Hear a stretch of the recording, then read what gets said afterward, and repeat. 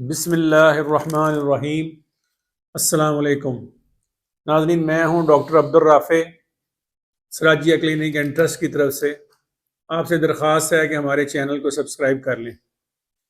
माह रमज़ान की आमद आमद है। इस पे पहले एक वीडियो मुख्तसर बनाई गई है।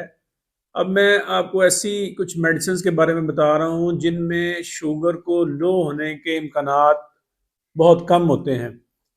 तो रमज़ान में ऐसी दवाइयों को आपके डॉक्टर साहब तरजीह दे सकते हैं दूसरी दवाइयों के मुकाबले में, जो आपकी शुगर बहुत कम कर सकती हैं, जैसे सल्फोनाइलयूरियाज या शॉर्ट एक्टिंग या अल्ट्रा शॉर्ट एक्टिंग इंसुलिन या इंटरमीडिएट एक्टिंग इंसुलिन। तो इस ग्रुप में इस जो दवाइयाँ शुगर कम नहीं करती ज़्यादा, उनमें जो टॉप पे है वो है मेटफॉर्मिन। ये बाइगोनाइड ग्रुप की दवाई है और मार्केट में ग्लूकोफेज के नाम से शुगर के तकरीबन अक्सर मरीज खा रहे होते हैं। सभी कह सकते हैं, आपके टाइप 2 डायबिटीज़ वाले तकरीबन सभी मरीज ये दवाई खा रहे होते हैं। इस फहरिस्त में जो दूसरा नाम है वो है, जो दो मेडिसिन हैं इसमें ग्रुप में, वो है पायोग्लिटाजोन एंड रोसीग्लिटाजोन। ये दवाइयाँ जो है अब बहुत ज़्यादा इस्तेमाल नहीं की जा सकती। इनके कुछ ऐसे साइड इफ़ेक्ट सामने आए हैं। ये जिस्म में ना पानी को इकट्ठा कर देते हैं, जिससे मरीजों के ब्लड प्रेशर ज़्यादा हो जाते हैं। ऐसे लोग जिनको हार्ट फेलियर का मसला है, जिनका पंप सही तरह काम नहीं कर रहा होता, उसके लिए मुश्किलात पैदा कर देती हैं और फालज के इम्कानात भी इस मेडिसिन से बढ़ जाते हैं कुछ। तो इसलिए ये जो दोनों दवाइयाँ हैं ना, थायाजोलिडीन डायोन्स ग्रुप जो है, ये इस्तेमाल नहीं की जाती। लेकिन कोई डॉक्टर अगर इस्तेमाल करवा दें तो उसमें कोई हर्ज भी नहीं है।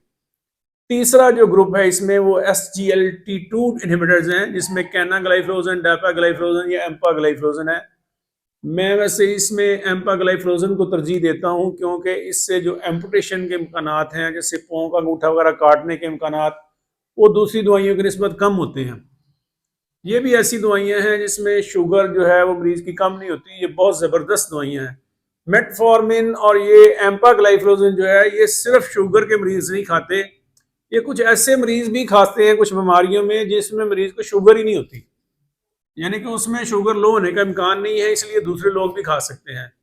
इसके बाद जो दवाइयाँ आती हैं उनका नाम है DPP4 इनहिबिटर्स। इसमें जो दवाइयाँ हैं वो सीटाग्लिप्टिन, लीनाग्लिप्टिन, सेक्साग्लिप्टिन, बेल्डाग्लिप्टिन वगैरह शामिल हैं।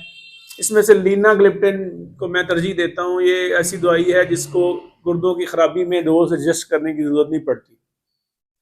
तो इसमें कुछ थोड़े से ना इम्कानात होते हैं कि शुगर को शायद लो कर दे थोड़ा सा। तो अगर मरीज बिल्कुल ही बेहतियाती करे तो शुगर कम हो सकती है। इन दवाइयों को अगर मिला के भी किसी को दिया जाए, यानी कि दो तीन दवाइयां, तो फिर भी कुछ इम्कानात होते हैं कि शुगर कम हो जाएगी। इसके बाद जो दवाई है वो GLP-1 रिसेप्टर एगोनिस्ट है। ये वही दवाई है जो आजकल वजन कम करने के लिए भी लोगों को इंजेक्शन लगाए जाते हैं। इसमें जो टॉप पे है वो है सीमाग्लूटाइड। सीमाग्लूटाइड अमेरिका में ओरल फॉर्म में, यानी गोलियां खाने वाली दवाई की सूरत में भी आ चुकी है। तो उम्मीद है ये जल्द पाकिस्तान में भी अवेलेबल हो जाएगी। तो आखिर पे जो हम बात करेंगे वो है इंसुलिन। शॉर्ट एक्टिंग इंसुलिन या इंटरमीडिएट तो नहीं देनी इसमें, लेकिन लॉन्ग एक्टिंग इंसुलिन जो है वो इसमें एहतियात से इस्तेमाल की जा सकती हैं, जैसे ग्लारजीन। नाजरीन, ये थी उन दवाइयों की लिस्ट जो इस्तेमाल की जा सकती हैं रमज़ान के दौरान मरीज़ों में, जिससे शुगर के लो होने के इम्कानात कम हो जाएंगे। डोज कैसे एडजस्ट करनी है थोड़ा सा पहले बता दिया गया है। मज़ीद इसके बारे में बाद में आपकी खिदमत में अर्ज़ कर दिया जाएगा। अस्सलाम वालेकुम।